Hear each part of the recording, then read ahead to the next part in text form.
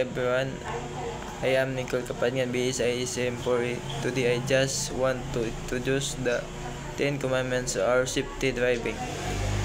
For self as driver, following the 10 commandments of driving such as from LTO, TISDA, theoretical driving course, self-driving safety, 10 commandments of safety driving, and driver policy. Number 1. I will not drive with a drunk nurse Dorsey, nor fatigue. Number 2. I will not pass without care of curbs, not hills, not the view is unseen by the eyes. Number 3. I will not violate speed laws, nor exceed speed limits.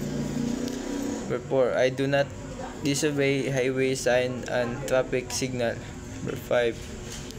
I do not make a twist without signaling my intention. Number 6. I do not accelerate my speed and school, playgrounds, hospital, and other dangerous zones. Number 7. I will not be careless when crossing at intersection. Number 8. I do not turn my headlights on approaching cars at night. Number 9. I will slow down with twin light comes and unsafe road conditions are before me. Number 10. I will be courteous and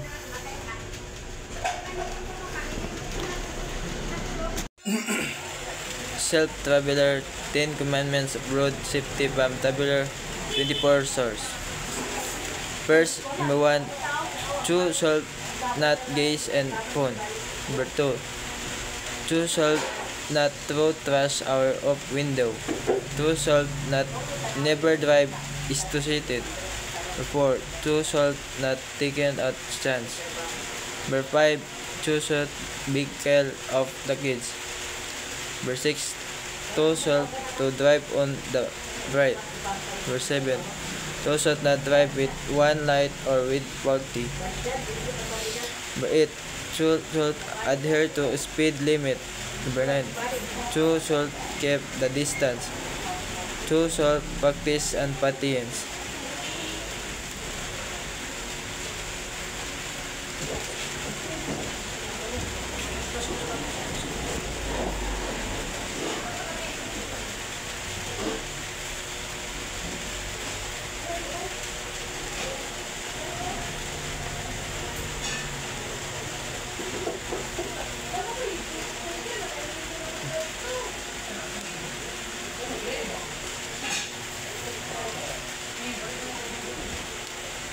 Self-clearance, 10 commandments of traffic from number 1. Keep right. Number 2. Observe road courtesy. Number 3. Prohibited parking. Number 4. If in doubt, do not overtake. Number 5. The bus stop rule, lining up of the bus stop zone. Number 6. Rule to prevent or unthinkable traffic jam. Number 7. Observe traffic management measure. Number 8. The philosophy of Pinoy driver, first come first serve vehicle. Number 9. On pedestrian.